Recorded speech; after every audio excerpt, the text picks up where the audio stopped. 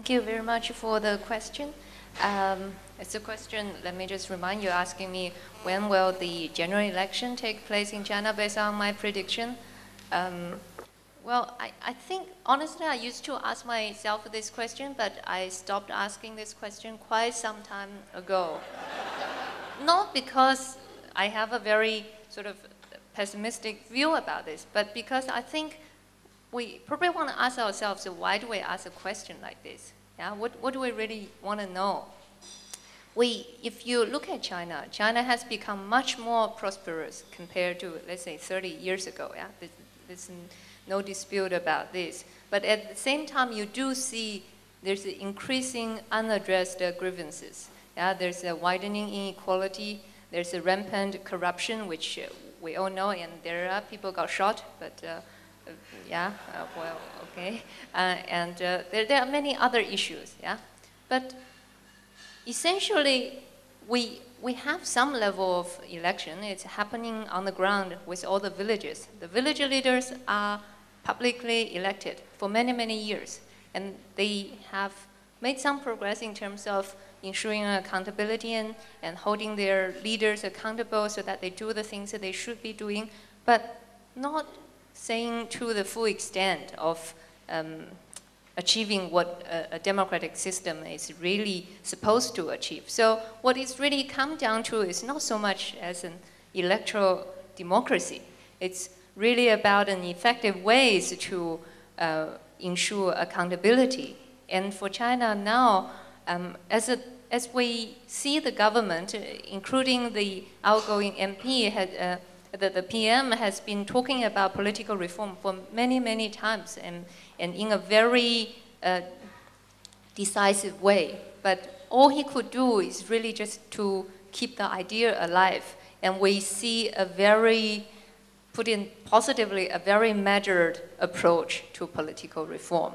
So if you want to see the form of electoral democracy, that probably will take a very long time. But what's really important, in my opinion, what's more important is to have independent and effective judicial system, legal system, to have ways that can put government into a more accountable manner.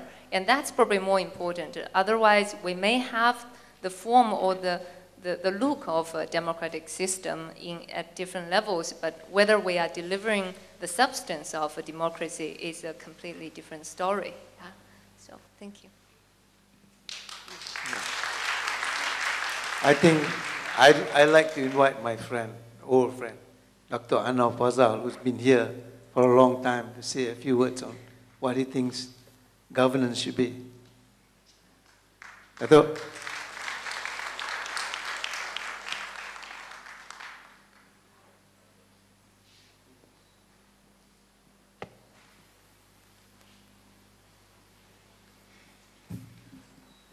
Thank you for this invitation.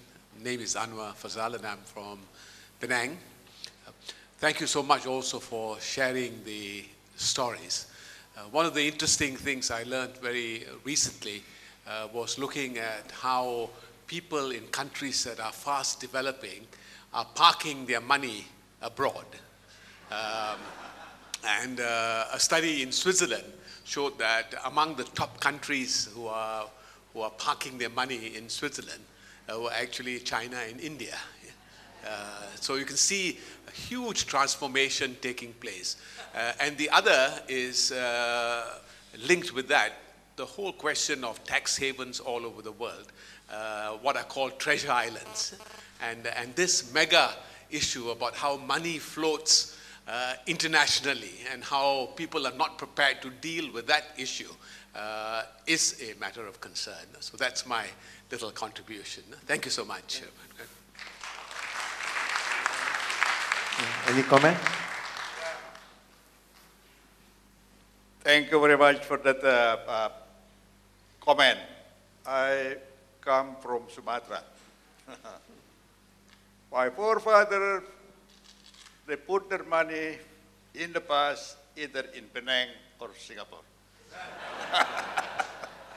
Now somebody told me that people from Medan, now to buy a lot of real estate, apartment houses in Penang, you see. Why is that? Because you look at the history of Indonesia, full of social conflict, rebellion, high inflation, and disorder, social disorder, yeah? So the history is still there. That's why not only from Sumatra nowadays, Malaysia is very popular for Indonesian. Not only people from Sumatra, but also all the way to Surabaya and eastern part of Indonesia. For what? One is schooling. They send their son and daughter to school here in Penang and Malaysia. Yeah? And second, for medical service.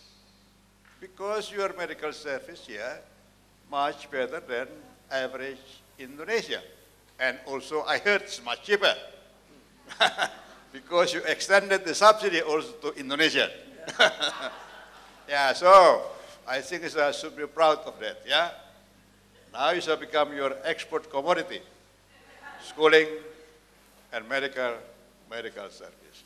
So again, I think you can speed up what I heard from the Chief Minister. I think he has is willing to preserve this, to make Singapore is a stable and then also transparent government. This is the key. Yeah? So you keep attracting not only FDI from all over the world, from America, from Korea, Japan, and others, but also, well, investment from Indonesia. Thank you. Well, we still have time for 2 more questions from the floor. Yes?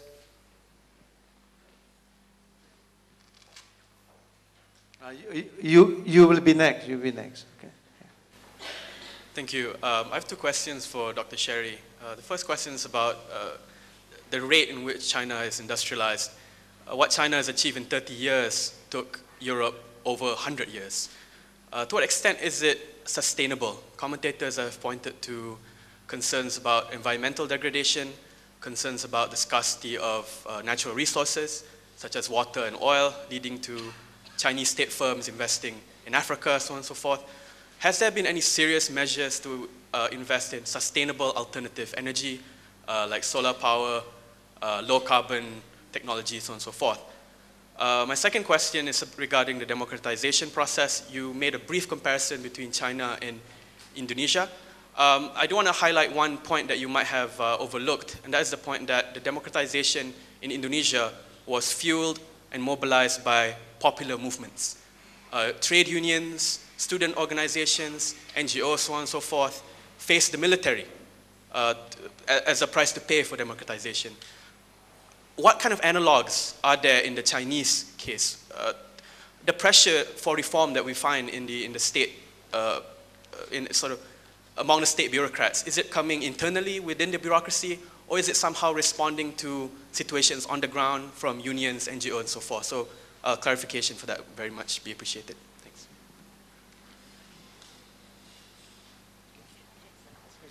Okay, thank you. Thank you very much for the questions. The first question, both are very, very important and very good questions. First is about industrialization in China. It took place very fast, true, and it was very much intensive and very costly in terms of environment and resources, true as well. And whether there are serious concerns, plenty serious concern both within the country and in the rest of the world.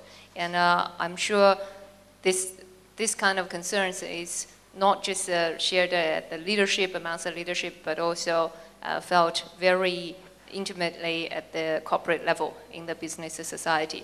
So there are plenty of, there are very strong, and I think there's a very determined measures put into place in order to address these issues.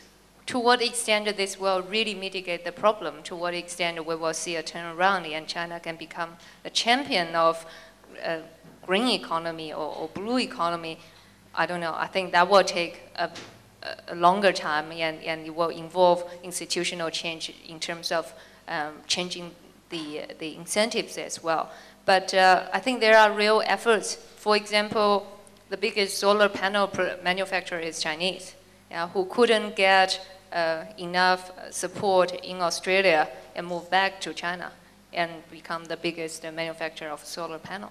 So there are certainly a lot of effort to put into place to address these issues, and people can feel water issue, air quality issue, and many other problems. And certainly, it's not just a China problem, it's a world problem when we are talking about 1.5 billion people.